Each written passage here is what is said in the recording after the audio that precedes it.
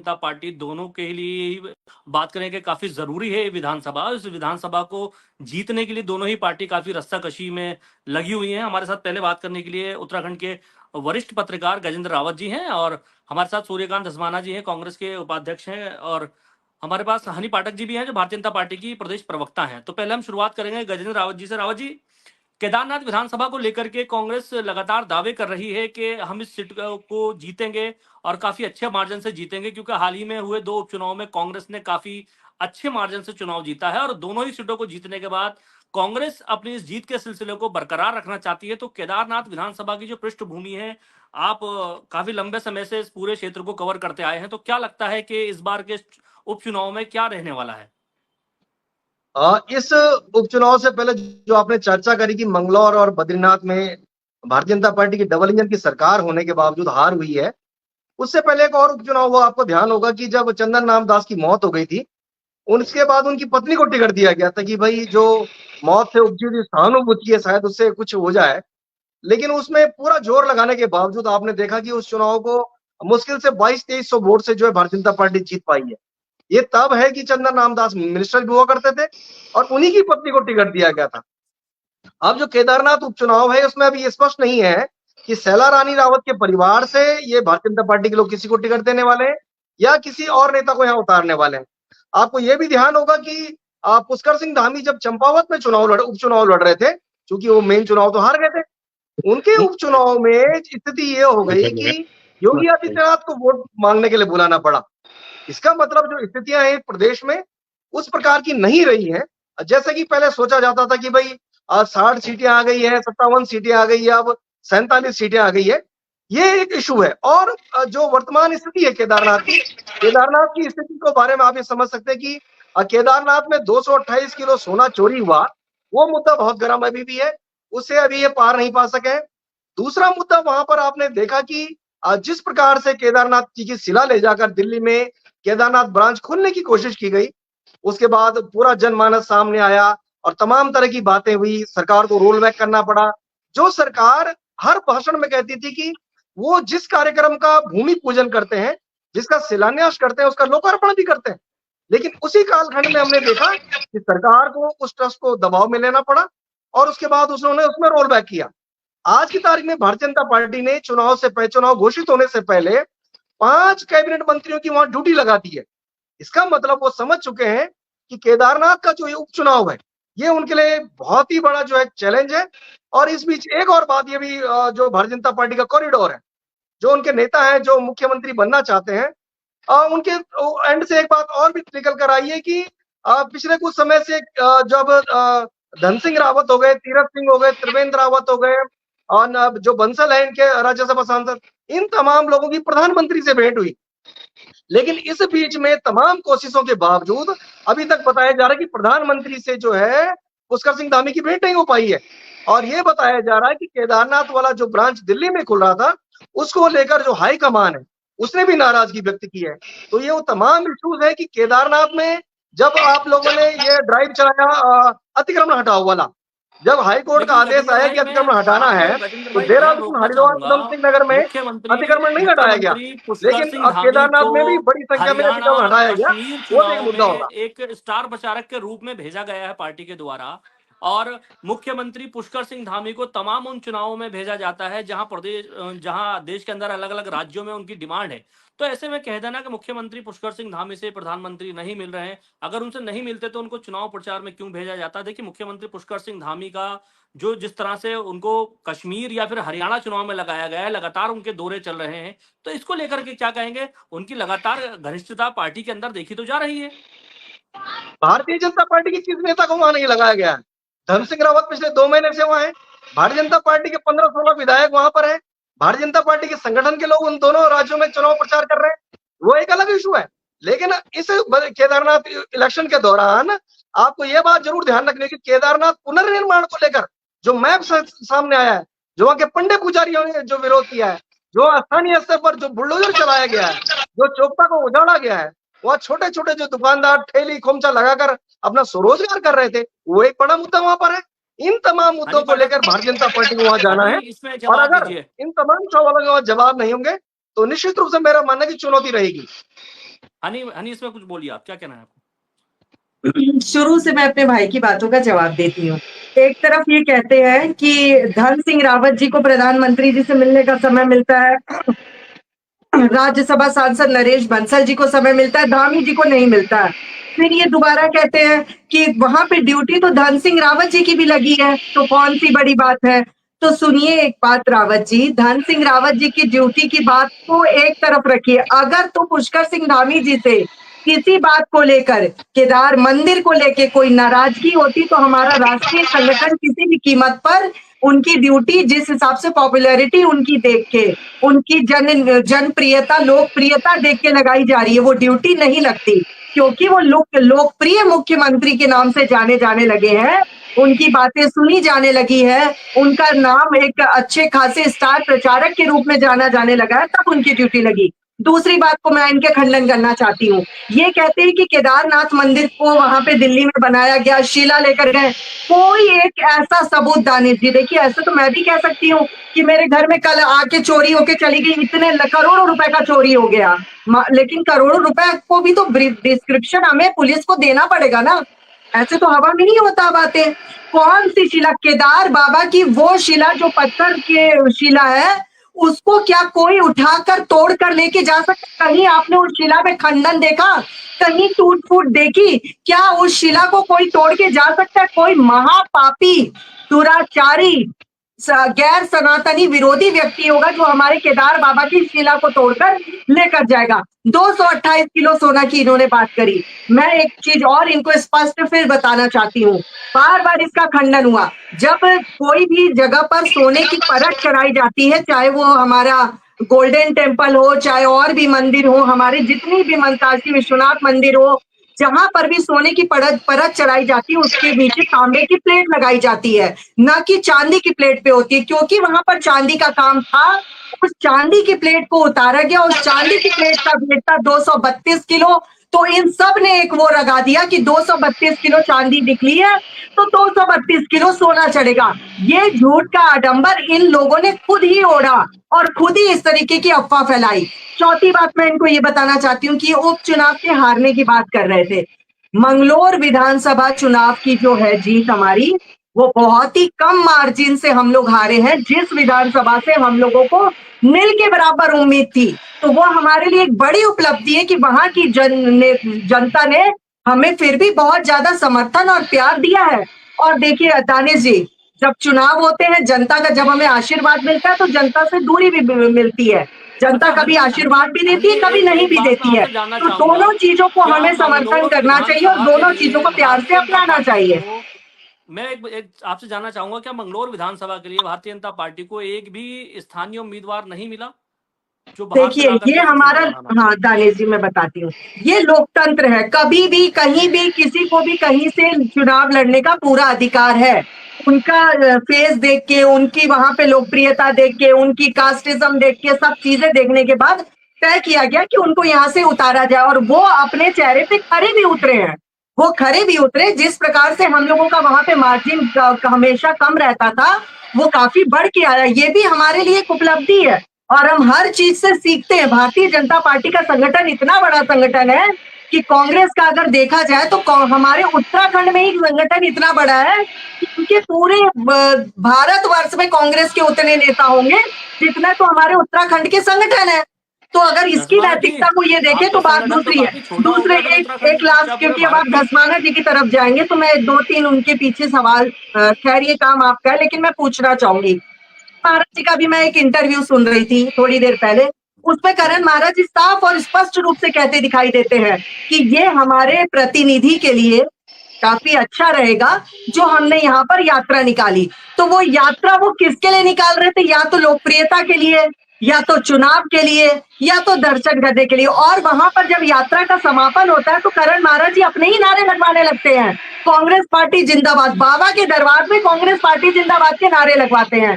चौथी और लास्ट बात मैं ये कहना चाहूंगी कि इस यात्रा में कोई इनके वरिष्ठ नेता क्यों नहीं दिखाई दिए? क्या गुत्थम गुथाई, सिर फूटा फुटौल, ये सारी चीजें इतनी बढ़ गई हैं कि इन लोगों को दिखाई नहीं पड़ते कि अब हमारे नेता है कहाँ। तो मैं एक कांग्रेस के लिए शेर छोड़कर जाऊंगी कांग्रेस से बड़ा बहरूपिया ना कोई, पल पल रचता स्वांग निराले। धस्माना जी क्या जवाब देंगे? एक मैंने आपके वरिष्ठ नेता हैं हरीश रावत जी, उनका एक बयान सुना था। उनका कहना था कि अयोध्या और बद्रीनाथ तो झांकी है, केदारनाथ अभी बाकी है। तो क्या कांग्रेस 2 विधानसभा चुनाव जीतने के बाद कहेंगे कि घमंड में आ गई है, या फिर अभी से आपने उम्मीद जता ली है कि भाई केदारनाथ विधानसभा चुनाव तो हम जीत ही रहे हैं? दानिश, असल में केदारनाथ जी का जब चुनाव होगा तो उसके बारे में चर्चा करेंगे आपसे खूब ज्यादा। अभी तो अंदाजे लगाए जा रहे हैं क्योंकि अभी चुनाव घोषित ही नहीं हुआ। भारतीय जनता पार्टी को इतनी जल्दी थी कि हमारी बहन शैला रानी रावत, उनकी चिता की आग ठंडी भी नहीं हुई थी और उन्होंने विधानसभा में सूचना भेज करके वैकेंसी घोषित कर दी। लेकिन बाद में जब इनको अंदाजा हुआ कि बद्रीनाथ में क्या हुआ, बद्रीनाथ की जनता ने क्या किया और मंगलौर की जनता ने क्या किया, तो जब इनके होश उड़े तो उसके बाद आज तक ये केदारनाथ जी का चुनाव 6 महीने में तो कराना ही पड़ेगा, वो मजबूरी है कॉन्स्टिट्यूशनल। लेकिन उसका साहस भाजपा अब तक नहीं जुटा पाई कि उस चुनाव को घोषित कर दे। निकाय चुनाव भी आपने देखा कि लगातार तारीख पे तारीख 4 बार निकाय चुनाव की तारीख बदल दी। अभी तक हाईकोर्ट में बार बार हलफनामा देने के बाद भी निकाय चुनाव भी घोषित नहीं कर पाए। केदारनाथ जी का चुनाव जब होगा तो मैं आपको निश्चित तौर पे बता सकता हूं राज्य के अंदर जो स्थितियां विद्यमान है, क्योंकि जो उपचुनाव होता है वो पूरे स्टेट के इश्यूज पे आ जाता है, और जब स्टेट के इश्यूज बहुत ज्यादा उसके बारे में चर्चा होने लगती है राज्य के अंदर। इस समय सबसे बड़ी चर्चा अगर कोई है तो पूरे प्रदेश के अंदर जो महिलाओं के खिलाफ अपराध हो रहे हैं, महिलाओं के खिलाफ हिंसा पूरे राज्य में हो रही है, और वो पूरे राज्य में हो रही है। गढ़वाल संभाग में, कुमाऊं संभाग में, तराई में, सब जगह आप देखेंगे, उत्तरकाशी से लेकर के टिहरी से लेकर के अब जो मुकेश बोरा आज गिरफ्तार हुए हैं, किस प्रकार से उनको संरक्षण प्राप्त था, भारतीय जनता पार्टी किस प्रकार से उनको बचाने में लगी थी, किस प्रकार से वो हाई कोर्ट 2-2 बार जाकर के अपनी अंतरिम बेल के लिए कोशिश कर चुके, अंतोगत्वा जब दबाव बढ़ा तो उनको गिरफ्तार आज करना पड़ा पूरे प्रदेश के अंदर। और सबसे खराब बात यह है, दुखद बात है, ये कोई हमारे लिए खुशी की बात नहीं है कि सत्ताधारी दल के दायित्वधारी और पदाधिकारी दोनों लोग, उनके ऑफिस बेयरर्स भी और उनके सरकार में जो लोग शामिल हैं, वो अंकिता भंडारी से लेकर के और मुकेश बोरा वाला जो प्रकरण है उसमें आप देखेंगे कि अधिकांश मामलों में जो महिलाओं के खिलाफ हिंसा हो रही है, बीजेपी के पदाधिकारी और सरकार के दायित्वधारी वो शामिल है। तो एक बड़ा मुद्दा ये महिलाओं के खिलाफ हिंसा का है। दोनों ही मामलों में सरकार ने तुरंत कार्रवाई करते हुए मुकदमा कायम किया। जहां तक मुकेश बोरा का सवाल है, मुकेश बोरा आज गिरफ्तार हो चुके हैं और उत्तराखंड पुलिस ने उन्हें गिरफ्तार किया है। चाहे वो सल्ट का जो आप मामला बता रहे हो, सल्ट के मामले में 24 घंटे के अंदर एफआईआर दर्ज हुई, पटवारी क्षेत्र का मामला था, फिर उसे जो है सिविल पुलिस को दे दिया गया और पुलिस ने उस आरोपी को गिरफ्तार भी किया। दूसरा, महिला अपराधों से जुड़े मामलों को लेकर के बताना चाहूंगा कि आप दानिश भाई भूमिका मैं जवाब दे रहा हूँ, सुन लीजिए। भूमिका में भाजपा के प्रवक्ता की भूमिका में ना है, मेरी बात सुन ले पहले आप पूरी। मैं जवाब दे बड़ा एहसान है, बहुत उत्तराखंड की महिलाओं के ऊपर एहसान है उत्तराखंड की पुलिस का कि वो अपराध होने के बाद अपराध को दर्ज कर रहे हैं। इसका बहुत बड़ा एहसान है, उनको हम एक सम्मान पत्र दे देंगे इसके लिए कि वो मुकदमे कायम कर रहे हैं। सल्ट में भारतीय जनता पार्टी का मंडल अध्यक्ष, जी बोलिए भैया, तो आप पहले इनकी बात सुन लेते हैं, उसके बाद आपके पास आएंगे। जरा मुझे या तो आप बात पूरी करने दें, अगर आपने मुझे शो में जोड़ा है तो कायदे से मुझे बात पूरी करने दें। जी आप अपनी बात रखिए, उसके बाद आप भाजपा की प्रवक्ता बोल रही थी, मैंने उनके बीच में कोई बात नहीं कही। सल्ट में भारतीय जनता पार्टी का मंडल अध्यक्ष, वो नाबालिग के साथ रेप और बलात्कार में पॉस्को में उसको नाम दर्ज किया गया। अंकिता भंडारी के मामले में पूरा परिवार, पूरा खानदान, वो भारतीय जनता पार्टी और आरएसएस का दायित्वधारी और सरकार में दायित्वधारी थे। जो पिराने कलियर में शंशाह में जो मामला हुआ, वहां पर भारतीय जनता पार्टी का आज तक जो ओबीसी प्रकोष्ठ का पदाधिकारी है, सैनी, वो लापता है, फरार है। उसमें नाबालिग की रेप और हत्या का मामला है। मैं आपसे जो बताना चाह रहा हूं, आपने बताया बहुत बड़ी कृपा करी पुलिस ने कि मुकदमा कायम कर दिया है सारे मामलों में, लेकिन राज्य भर में जो महिलाओं के खिलाफ हिंसा के मामले हो रहे हैं, उनमें भारतीय जनता पार्टी के दायित्वधारी और पदाधिकारी, इनको एक प्रकोष्ठ अलग से बनाना पड़ेगा, जो प्रकोष्ठ होगा जिसमें भारतीय जनता पार्टी के जो रेपिस्ट हैं, जो महिलाओं के खिलाफ हिंसा करने वाले हैं, उनमें वो पदाधिकारी होंगे, एक अलग से प्रकोष्ठ बनेगा। जो राज्य का बड़ा मुद्दा है, आपने केदारनाथ के चुनाव की बात करी, तो मैं आपको मुद्दे बता रहा हूं। राज्य में भर्ती घोटाले से लेकर के और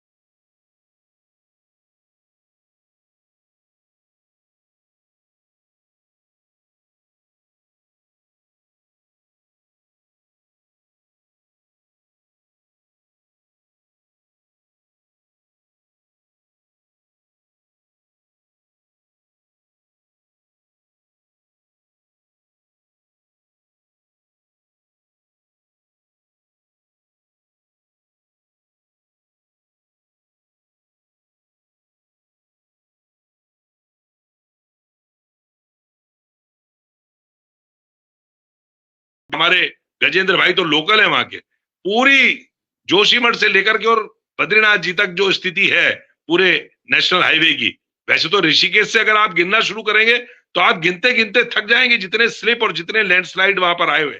पूरे चारों धाम की, यमुनोत्री से, गंगोत्री से, केदारनाथ से, बद्रीनाथ से, चारों धाम की जो पूरी की पूरी 4 धाम यात्रा है, उसमें जितनी अव्यवस्थाएं हैं, और जो सबसे बड़ी बात है, जिस प्रकार से केदारनाथ बद्रीनाथ की यात्रा को डाइवर्ट करने की कोशिश की गई, मैं कभी भी अपने जीवन में गढ़वाल, कुमाऊं, मैं कभी भी अपने जीवन में तराई, पहाड़, ये कभी नहीं करता, लेकिन पूरे केदारनाथ में, पूरे बद्रीनाथ में जो सेंटीमेंट है, उनको लगता है कि कहीं ना कहीं यात्रा को डैमेज और डाइवर्ट करने की कोशिश सरकार में बैठे हुए लोग कर रहे हैं। बहुत बड़ी एक वहां पर भावना है।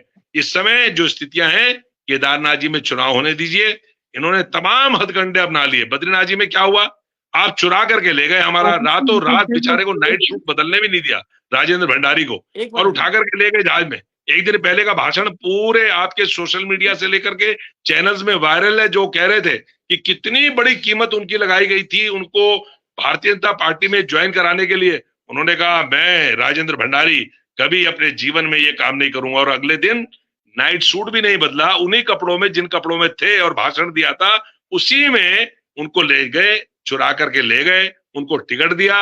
अभी हनी बहन बोल रही थी कि हमारी सबसे बड़ी गलती हुई कि हमने उनको टिकट दे दिया। उस बेचारे को मत बोलना, वो घर का रहेगा ना घाट का।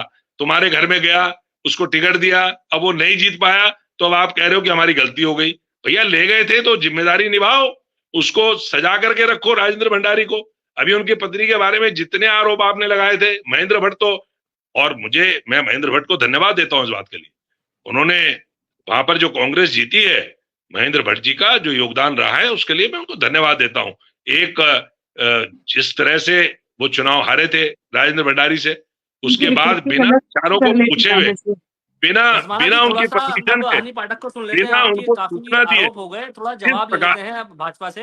हनी जवाब दीजिए, थोड़ा संक्षेप में जवाब दीजिएगा प्लीज। नहीं, संक्षेप में तो नहीं, देखिए सवाल इतने सारे हैं तो पूरा सारा जवाब मैं दूंगी। कोई ऐसे लाइव उसमें सूर्यकांत धस्माना जी दिखा दे कि जिसमें मैंने कहा कि हमारी सबसे बड़ी गलती थी कि मैंने राजेंद्र भंडारी जी को हमारी पार्टी ने टिकट दिया। इस लाइव डिबेट में 19 मिनट 10 सेकंड में उन्होंने मेरे को वो तथ्य दिखाए। नीचे से शुरू करती हूँ। ये कह रहे केदारनाथ उपचुनाव का और केदारनाथ की आस्था के साथ खिलवाड़ किया। केदारनाथ की आस्था, बद्रीनाथ भगवान की आस्था का खिलवाड़ तब कब हुआ था, जब मुंबई में बद्रीनाथ धाम का इन्होंने शिलान्यास किया था। हरीश रावत जी खुद पहुंचे थे और सेम टू सेम इसी बद्रीनाथ धाम की 2 कॉपी वहां पर हुआ था। तब इनको ये पीड़ा, ये धाम, ये चीजें क्यों नहीं याद आई? तो इनकी तीसरी बात का मैं इनको जवाब देती हूँ। ये कह रहे हैं कि केदारनाथ यात्रा से सबसे ज्यादा पेट में दर्द भारतीय जनता पार्टी को हुआ। भाई जी, पहले थोड़ी सी ये चीजें इकट्ठी कर लो अपने लोगों की। हमें नहीं पेट में दर्द हुआ, आपकी पार्टी के लोगों में ही गुत्थम गुथाई शुरू हो गई थी। गणेश गोदियाल जी और करण महाराज जी में अच्छी खासी गुत्थम गुथाई हुई, जिस कारण से वो देर से यात्रा में पहुंचे थे और उन्होंने इसका स्पष्टीकरण न्यूज चैनल के शो में भी दिया है। तो पहले अपनी जानकारी थोड़ी सी पुष्टि करिए, उसके बाद इस चीज के बारे में बात करिए। और दूसरी बात, मैं कोई भी सवाल के जवाब छोड़ के नहीं जानती दसमाना भाई साहब। और आपने कहा कि हमने आस्था, राजेंद्र भंडारी जी और ये फलान ढिकान और कई चीजें, आपने कहा कि भारतीय जनता पार्टी को एक अलग से प्रकोष्ठ बनाना चाहिए। भाई साहब, हमने किसी को प्रोटेक्ट नहीं किया है। उस तरीके से जब नारी निकेतन का कांड हुआ था और आपकी पार्टी पूरी की पूरी खड़ी हो गई थी वहां पे प्रोटेक्शन के लिए। जब लाडली का कांड हुआ था हल्द्वानी में, गौलापार नदी के पास उस बच्ची का शव बरामद हुआ था, एक हफ्ते तक विपक्ष की पार्टी ने छाती पीट पीट के कहा था कि इन हत्यारों को पकड़ो। तब एक हफ्ते 8-9 दिन बाद आप लोगों ने एफआईआर दर्ज कराई थी। लेकिन हमारी पार्टी का कोई भी व्यक्ति अगर किसी चीज में शामिल होता दिखाई देता है तो हम उसके प्रति कार्यवाही करते हैं, गोद में बिठाकर नहीं बैठते हैं। और भ्रष्टाचार की जहां तक आप बात करते हैं, तो भ्रष्टाचार में तो आप लोगों ने पराकाष्ठा पार करी थी। आपके ही नेता कहते दिखाई दिए थे कि जिसको जिस विभाग से जितना खाना है खा लो, मैं आंखें बंद कर लूंगा। इसको सही मायने में चोरी कही जाती है, इसको सही मायने में डकैती कही जाती है। और जहां तक पार्टी के कार्यकर्ताओं की आप बात करते हैं, मैंने अपने ओपनिंग कमेंट में कहा था कि हमारे उत्तराखंड में ही जितने कार्यकर्ता हैं, आपके पूरे भारतवर्ष में उतने कार्यकर्ता नहीं होंगे।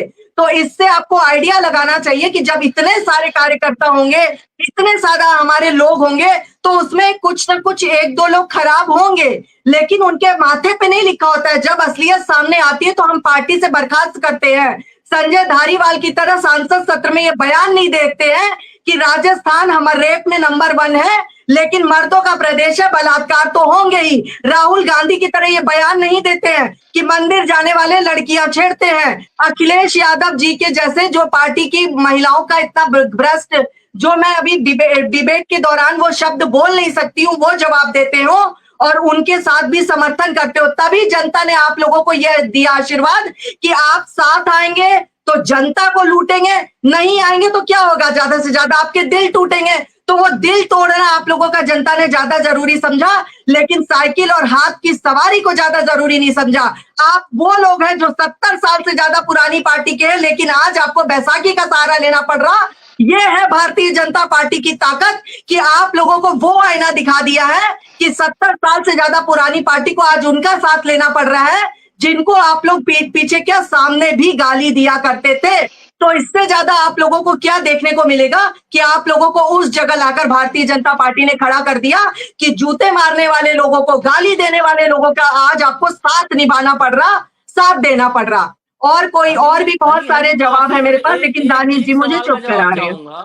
हनी, सिर्फ आपसे एक सवाल का जवाब चाहूंगा, क्या मुकेश बोरा भारतीय जनता पार्टी के नेता हैं? आप मानती हैं इसको? देखिए, वो हमारे यहाँ दुग्ध संघ के अध्यक्ष रहे हैं हमारी सरकार के दौरान, लेकिन जैसे ही वो फरार भी हुए, उनकी घर को कुर्की का आदेश दिया गया। सरकार ने किसी तरह से बचाने का प्रयास नहीं किया। आप ये नहीं कह सकते कि बचाने का प्रयास किया है। सवाल सिर्फ इतना है कि आप लोग मानते हैं कि वो आपके नेता थे या नहीं थे, बस इतना सवाल है। हमारी पार्टी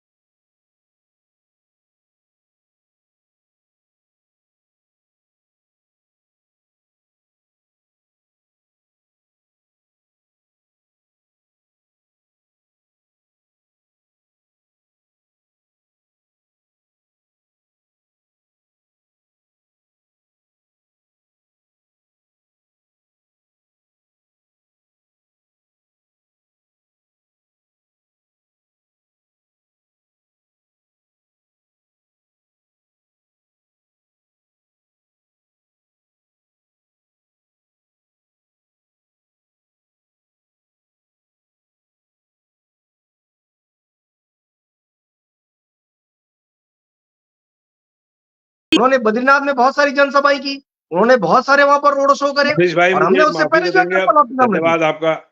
वो तमाम तो वो अगर अभी वो जम्मू कश्मीर में वोट मांगने जा रहे हैं, तो क्या वो वहां पर यूसीसी के नाम पर वोट मांग रहे हैं? आप जा सकते क्या हैं, वो वहां पर डेमोग्राफी चेंज के नाम पर वोट मांग रहे हैं?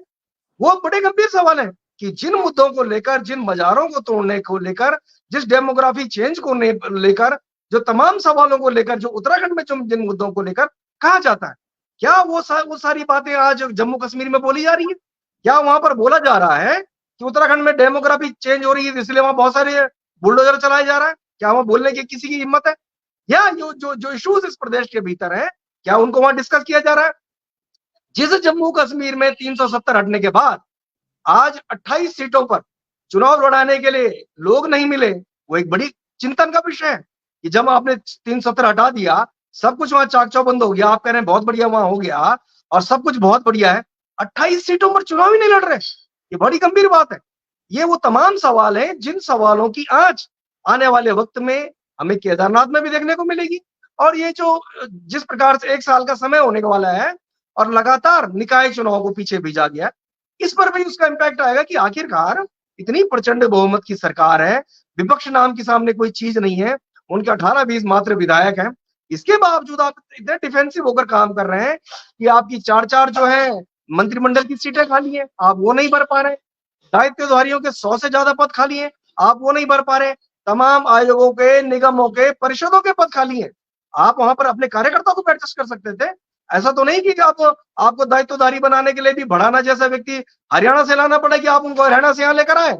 अब वो बेचारे यहाँ से हार के वापस चले गए, भड़ाना का बेटा हुआ हरियाणा में चुनाव लड़ रहे हैं। लेते हैं एक मिनट गजेंद्र भाई, निश्चित रूप पाठक से ले लेते हैं।